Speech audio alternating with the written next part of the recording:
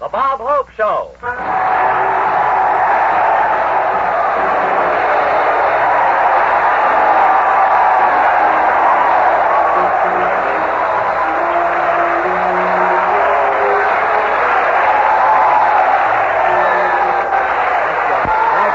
Okay.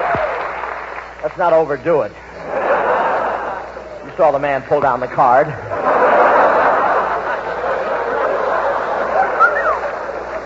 Got your gears squared away, boy. How do you do, ladies and gentlemen? This is Bob broadcasting from the Naval Training Station at Corpus Christi, Texas Hope. Well, here I am starting my 8th year for the same sponsor. I re-enlisted. But you know, I'm really thrilled tonight because they requested me to keep appearing before military audiences. What I didn't like about it, the request came from civilian audiences. But it's great to be back. Coming home is really something. When we flew over New York, I felt a real tug at my heart. My girdle had caught in the Bombay door.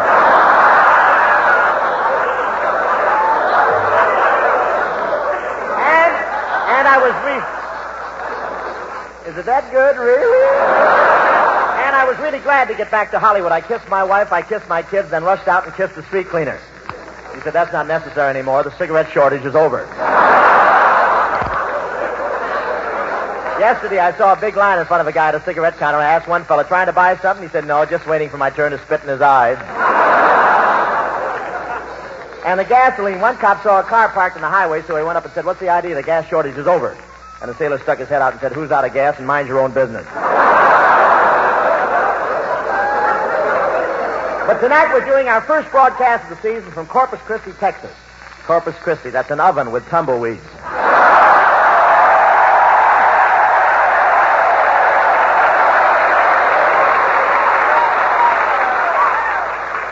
I got them now. We're getting close to home now. And things are very confused here. Texas hasn't decided yet whether or not to accept the Japanese surrender.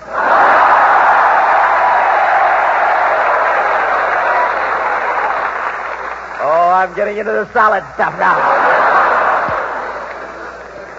The people down here are unusual. Of course, you can tell a Texan anywhere, but not very much.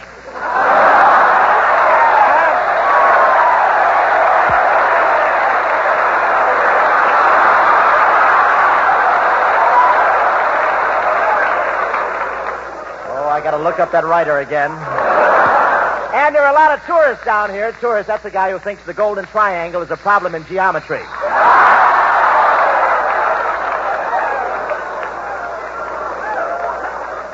That joke is only funny if you've been to Corpus Christi. And then nothing's funny. But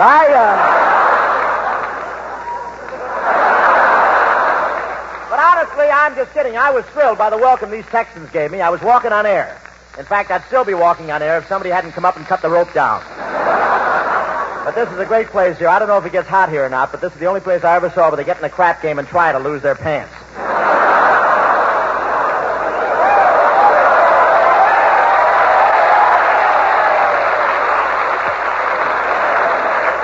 And I know one Navy gunner who got discharged from the Navy, went back to his farm. When he started to milk the cow the first morning, she turned around and said, hey, take it easy. Those aren't triggers, you know.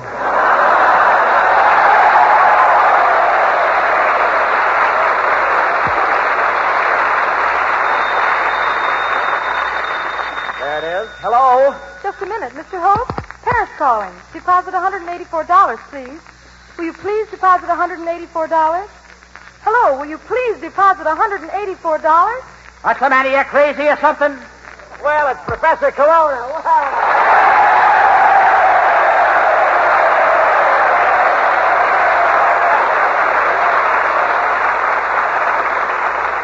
How are you, Gerard? Colonna, where are you? Well, Hope, you remember the time this summer when we ate in that little French restaurant in Paris and you couldn't pay the bill, so you left something for security? Yes, what about it, Colonna? Well, come and get me out of here. Colonna, how do you manage to live with those holes in your head? For piccolo lessons, what's your system?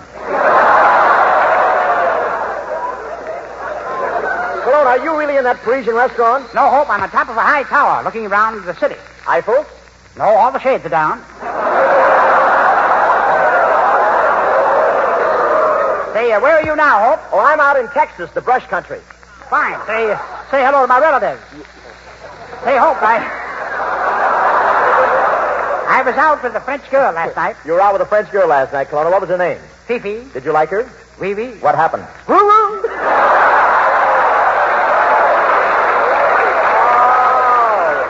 Oh, Kelowna, you're trying. That's no use. She has a husband.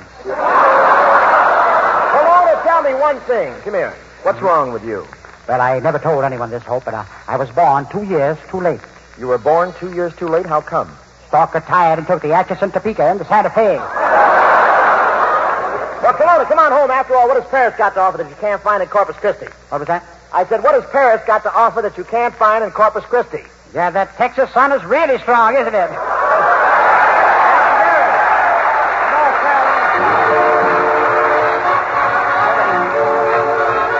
All those folks down in Salisbury, North Carolina, is waiting for you, boy.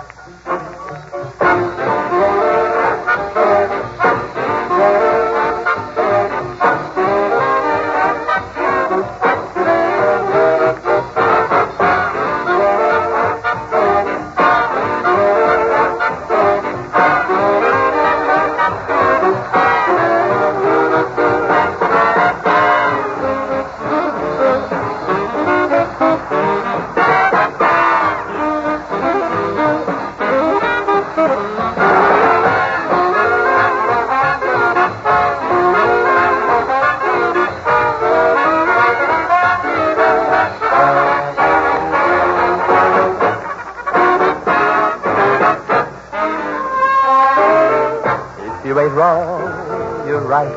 If it ain't dark, it's light. If you ain't sure, you might. Gotta be this or that. And if it ain't sea, it's land. And if you ain't brave, you're past. If it ain't fresh, it's cash. Gotta be this or that. Who can it be if it ain't me? I know it's not your brother. Can't you see it's gotta be one way or the other? Tell me what I must know. If you don't like, I'll go. If it ain't yes, it's no. Gotta be this or that. Gotta be this or that.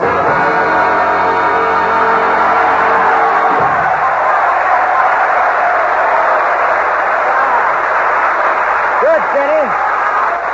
Back on there. Skinny Ennis. Oh, yeah. That was Gotta Be This or That, sung by that famous screen star, Skinny Ennis, soon to be seen in his new picture, Along Came Bones. Hey, Bob. Yeah. You can't kid me about my physique now. I put on a lot of beef this summer. You did, huh? Yeah, I just feel that muscle. Mm-hmm. Well, look around. It's there somewhere. Skinny, is that a muscle or is your Adam's apple out on the USO tour? But isn't this a great state, Texas skin? Oh, it sure is. You know, Ann Sheridan, Linda Darnell, and Ginger Rogers all came from Texas. Yeah, and it's such flat country, too, isn't it, huh?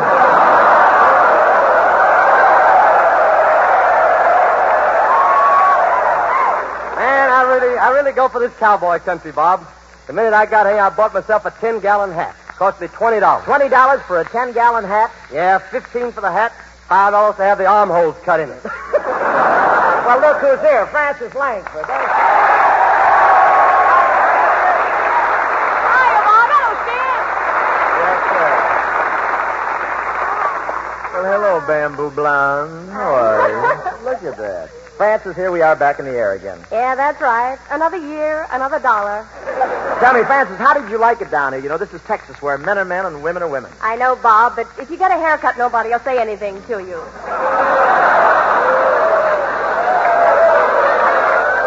Francis, are you insinuating that I'm not a he-man? Well, it isn't that, Bob. You just don't belong in this part of the country. You know, down here, they shoot from the hip. So what? I can shoot from the hip. I know, Bob, but the shooting would be all over by the time you reached way back there.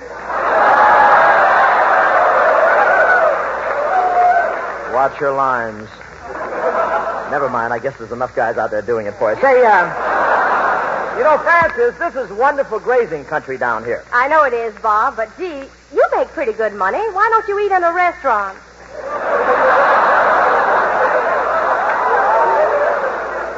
Well, I need the calcium. Francis, let's forget jokes for a minute. I'd like to tell these folks about the great job you did this summer touring the hospital. Thanks a lot, Bob. Did you play any hospitals where there were Navy flyers? Well, I wanted to, but, gee, I bruise so easily. I was only kidding, Bob. I wouldn't forget the Navy. I played the San Diego Naval Hospital. Oh, I've been there. Yes, I know, and they were so disappointed when they found you weren't with me. Oh, did they expect me? Well, they must have. They had the place all sprayed with DDT. DDT. Oh, I know. You mean Dream Dandy Talkum. Yeah. But, Bob, I'm tired of talking about myself. Let's talk about your trip to Europe, it says here. Well, there really isn't much to it. I could tell the whole thing in a few days, but all in all... You played army camps in France, didn't you, Bob? That's right, Vance. I even brought you a little something from Paris. Here. Oh, Bob, this is wonderful, but you didn't have to do this. Oh, it's nothing, Francis. Go on, open the bottle and smell it. Okay. Real French dressing.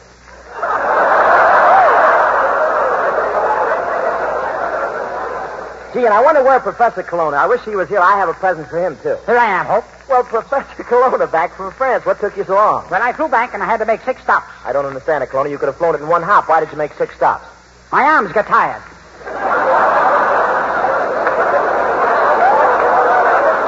Well, here's your present, Colonna. Well, thank you, Hope, and I brought you a present, too. Nothing special, just an atom bomb. Colonna, an atom bomb? Nothing to worry about, Hope. It's only a miniature. It won't explode. Here, I'll drop it on the floor and show you.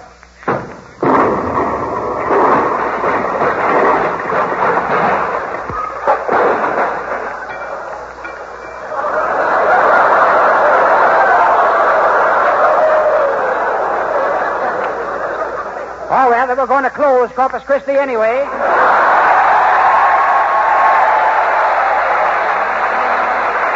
Here comes Francis Langston.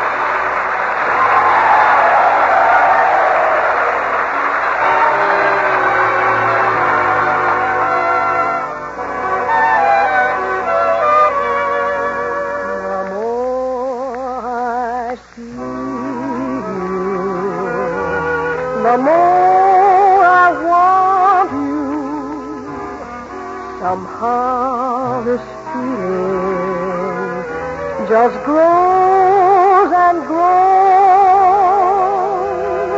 With every sigh, I become more mad about you, more lost without you, and so it goes. Can you imagine how much I'll love you? The more I see you, as years go by, I know the only one for me can only be you. My arms won't free you, my heart won't try. Can you imagine how much I love you? The more I see you, as years go by, I know the only one for me can only be you. My arms won't free you. My heart won't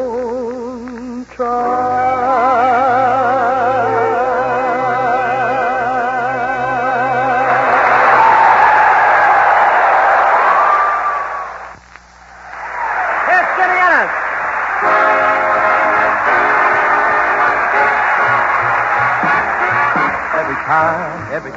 Every doggone time I fall in love, I get a shoving around.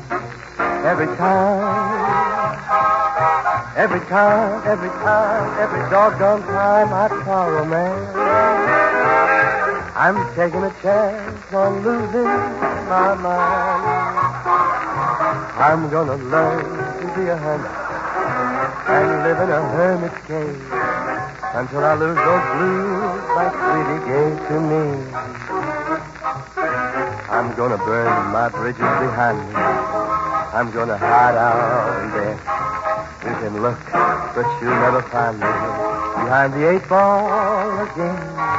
'Cause every time, every doggone time I fall in love, I get a shoving around every doggone time.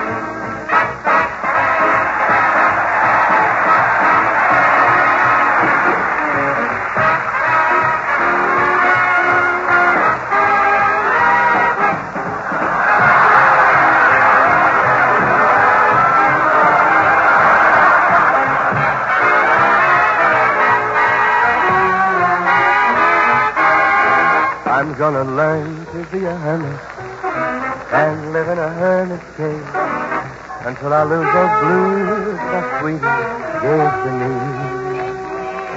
I'm gonna burn my bridges behind me. I'm gonna hide out in there. You can look, but you'll never find me behind the 8-ball again. 'Cause every time, every doggone time I fall in love, I get a shoving around every doggone time.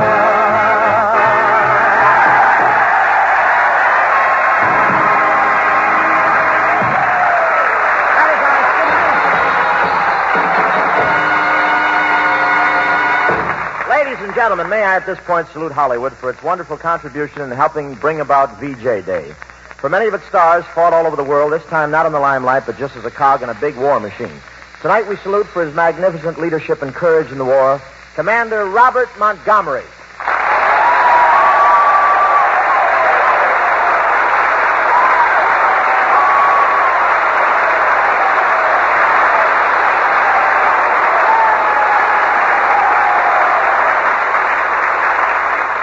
Thank you, boys. Thank you, Bob. Well, Robert, you can tell by that applause that these boys are all intensely interested in your Navy career.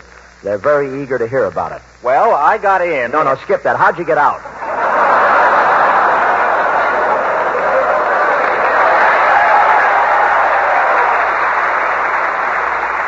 But seriously, we're awfully proud of you, Bob. I guess you're the best-known Bob to ever come out of Hollywood. Oh, I don't know, Bob. I don't know. Bob Burns did all right. You sure you weren't an ensign? Say, did you have any trouble getting out of the Navy, Bob? Oh, no, it was easy, and it's getting easier all the time. It is? Yeah, now they give you 10 points for each battleship you sink. Well, anyway, Montgomery, you're looking grand. That Navy food must have agreed with you. Tell me, did they have menus? Yes, but it's a little different in the Navy, Bob. You get the menus after you eat.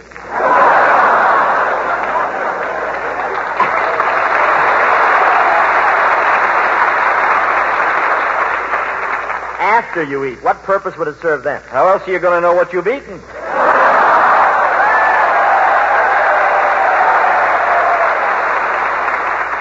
Well, these fellas are in the Air Force here, Bob. You were in another branch, weren't you? Yes, I was on a destroyer. Oh, boy, that's what I love, the open sea. Really, Bob? Yeah, you should have seen me yesterday with the wind blowing in my face and the big guns blasting in my ears. At sea, on a fighting ship. No, I was standing in front of a theater where they were showing Anchors Away and the usher left the door open.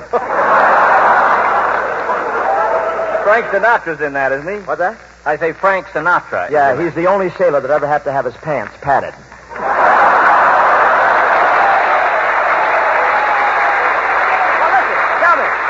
Tell me, Bob, you still wear your uniform occasionally, don't you? I should say not. You know, when a fella finally gets that uniform off, he just hangs it up in the closet and then sits around all day saying to the moths, eat it, eat it.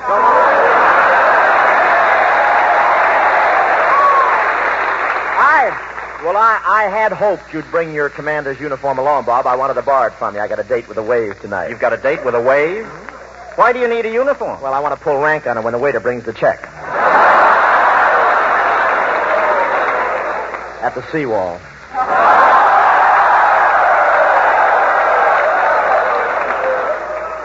That's the local sanitarium. Say,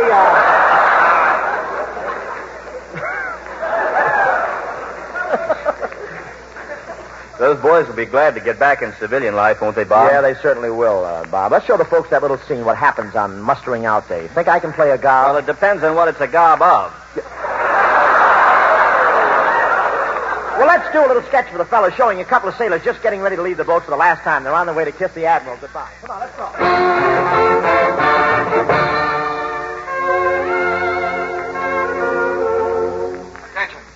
Attention. Now hear this. All sailors in Barracks 3, line up at the paymaster's window. You're being mustered out. You mean you don't want to be a civilian? No. Spend all day making up your own mind, having someone else do your laundry, driving the same car all the time, worrying about what suit to wear. You've been smoking those Mexican cigarettes again, I think. It looks like. Say, how about that little wave standing in line in front of you? Is she pretty? Yeah, wait till she turns so I can see her face. Ooh, she's a corker. Yeah, the rest of the bottle ain't bad either. Say, watch me give her some of my smooth scuttlebutt. I'll make her think I'm really big time. Hiya, babe. Hello, high, dry, and stranded. Hey, Wavy, how about you and me locking dog tags tonight, huh?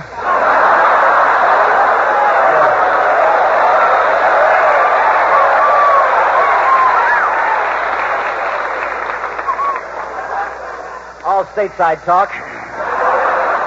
We'll go up to Kingsville and drop anchor in the local pub. Tell me more. Oh, you like my style? No, but the steam curls my hair. Let me try my luck, Bob. Say you're cute. I could go for you. You better turn off that gleam in your eye, sailor. The blinkers on the SS Arkansas are answering you back.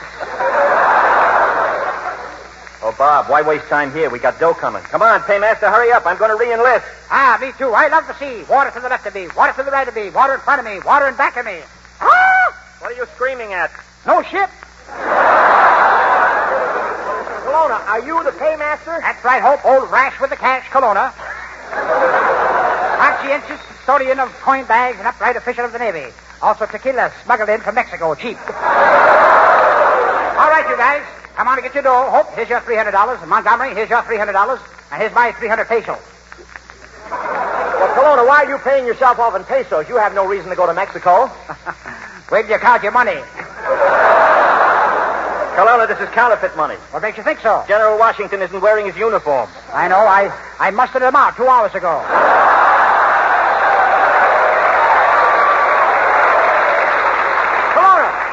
Aren't you afraid with all this money around? Of course not, Hope. I keep this rifle by me at all times, and I'm an expert shot. An expert shot? Yes. See the Admiral over there? Watch, I'll shoot the feather off his hat. Shoot the feather off the Admiral's hat. Be careful, Kelowna.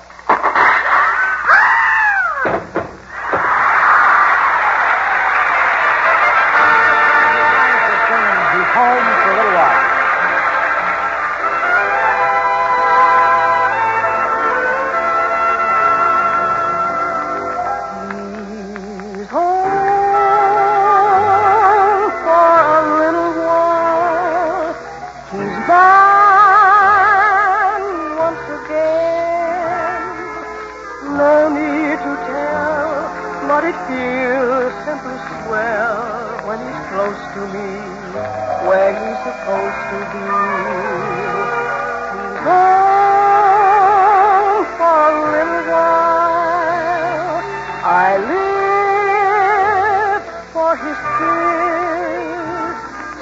I hit the sky when he looks in my eyes, and my knees grow weak with bliss.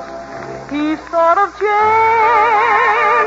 He's kind of different from the boy I used to know a while ago.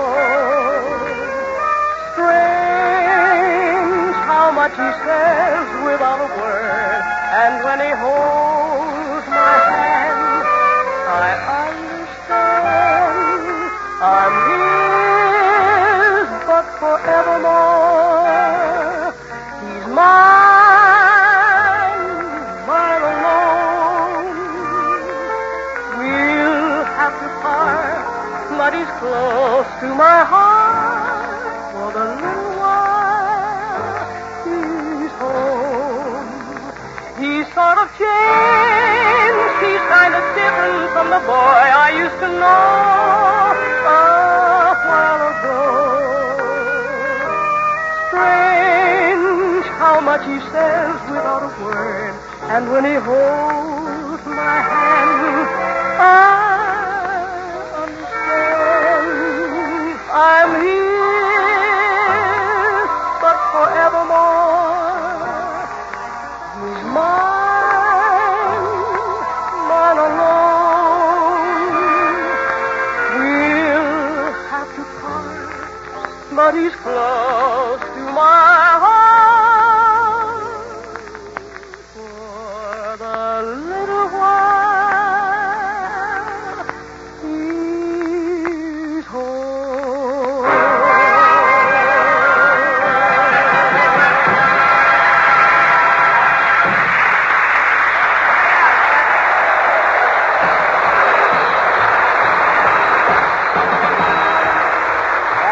Thanks for the memory. That's all of that. And thanks to Robert Montgomery for being with us tonight. I'm sure we'll all be looking forward to seeing you in Metro-Goldwyn Mayer's They Were Expendable. I also want to thank Admiral Clark and all you men of the U.S. Naval Air Training Station here at Corpus Christi for making this program possible. You've certainly been swell to us, and the amazing thing is that this is our first show of the season, and nobody threw anything at us. Yes, sir, all this meat and no tomatoes. And it was mighty generous of you, Bob, to drop in on us older civilians. After all, this was quite a letdown to you after winning the war. You did win it, didn't you, Robert? Me? Heck no. I thought you and Kelowna won it on your last USO trip. Win it? We couldn't even find where they kept it. But seriously, there's a lot of talk flying. Well, of course, it's human nature, Bob. If you were in the Navy, you'd want to pin the orchid on the battle wagons, the subs, or the tin cans, and so on. On the other hand, if you were in the Army, you'd be tossing the victory bouquet to the Air Force or the Armored Division. Or to Ernie Pyle's idol, a soldier on foot. Yeah, I know. The important thing isn't who won the fracas. It's who's going to keep it won. It doesn't take many people to start a war.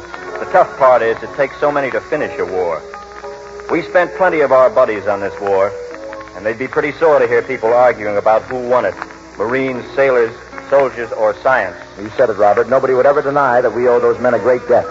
And our first and biggest payment toward this debt and a prescription for veterans' readjustment ought to be American unity. Unity of purpose among labor and management and government. Peace for the purpose. That's right. You know, folks, in this war they had guys whose only job was wrapping wristwatches and wallets of the men who got killed. And if we don't fight to keep the peace as well as they fought to get it, war will be open for business again, taking applications for that same old job. Good night, Bob. Good night, Bob. Goodbye.